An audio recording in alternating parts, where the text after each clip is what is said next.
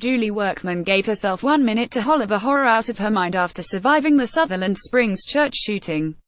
Then she got to work. The longtime nurse heard a wounded retired Marine veteran barking orders at her to power through the chaos unfolding around them, even though she just watched her 34-year-old son take a shot to the back.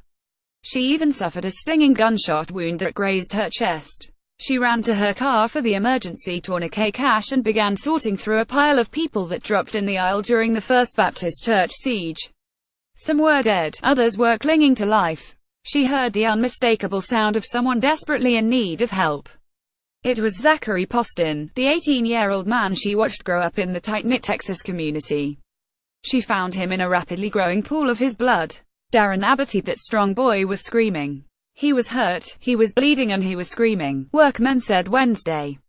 Workman, an operating room nurse at CHRISTUS Santa Rosa Hospital, Alamo Heights, applied her medical supplies to at least 5 of the wounded, including Poston, and she continued to help even as the first wave of first responders joined her.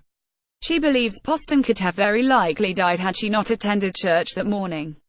"He's one tough big cookie," Workman told the Daily News from Brooke Army Medical Center in San Antonio. She is among Poston's many visitors at his hospital room daily since that fateful church service, the latest being Vice President Pence on Wednesday afternoon. The co-opted teen with a knack for repairing drones was a chatterbox after waking up from surgery at the military hospital, his great-uncle said. Poston was anxious to provide a statement for police, but first he needed to pay tribute to Workman's heroics and the ultimate sacrifice from another. His beloved grandmother, Peggy Warden, died sheltering him from the gunman's hail of bullets with her slender body, Poston said. The gunfire pummeled the 56-year-old Bible school volunteer from behind and still managed to pierce the Lavernia High School senior in the arms, legs and his side. He turned to ask her if she was okay and he said she was already gone and slumped over, Warden's brother, Jimmy Stevens, told the news. It makes you feel blessed to have a sister with that kind of faith and strength, he said. Poston said he braved his life-threatening injuries to save a little girl trying to escape the madness. When the little one tried to run out, he kicked her beneath the pew and then he got shot one more time, Stevens said. A GoFundMe page for Poston states the last bullet blasted the teen's kneecap. Facebook Stevens admittedly said Poston's penchant for conversation has him worried, especially as he hears more of what the teen said unfolded inside the little white church.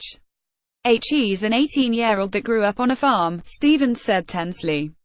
It's not like he grew up in a big city where he might have seen a shooting or heard of something like that. That would not be a part of him until that morning.